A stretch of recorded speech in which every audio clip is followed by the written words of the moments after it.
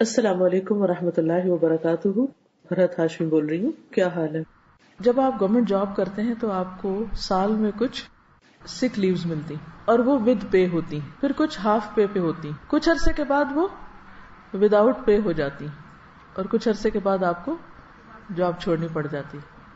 اللہ کے ہاں ایسا نہیں ہوتا. بیماری پر آپ کو ود پے لیو ملتی ہے، نماز اور کچھ نیکیوں سے جو آپ روٹین میں کر رہے ہوتے ہیں. حضرت ابو سعید خدری رضی اللہ عنہ سے مروی ہے کہ ایک آدمی نے نبی صلی اللہ علیہ وسلم سے پوچھا کہ ہمیں جو بیماریاں لگتی ہیں یہ بتائیے کہ ان پر ہمارے لیے کیا ہے.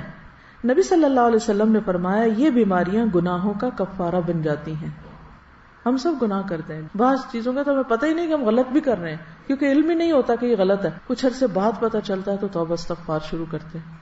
بہرحال حضرت ابی بن کعب رضی اللہ عنہ نے عرض کیا اگرچہ بیماری چھوٹی ہی ہو تب بھی؟ نبی صلی اللہ علیہ وسلم نے فرمایا ہاں، اگرچہ ایک کانٹا ہی چبھ جائے یا اس سے بھی کم. یہ سن کر حضرت ابی بن کعب رضی اللہ عنہ نے اپنے متعلق یہ دعا کی کہ موت تک ان سے کبھی بھی بخار جدا نہ ہو.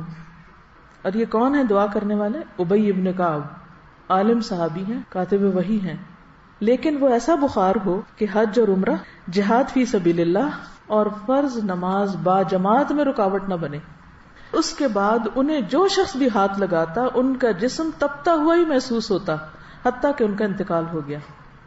وہ لوگ اپنے قول کے پکے تھے. ہم لوگ ایک وقت میں ایک بات کرتے ہیں یا اللہ ایسا ہو جائے، اور جب وہ ہو جاتا ہے تو پھر کہتے ہیں یا اللہ ایسا کیوں ہوا. تو اس لیے جو بھی دعا مانگے سوچ سمجھ کے مانگے. آپ سب کے لیے دعائیں اور نیک تمنائیں. السلام علیکم ورحمۃ اللہ وبرکاتہ.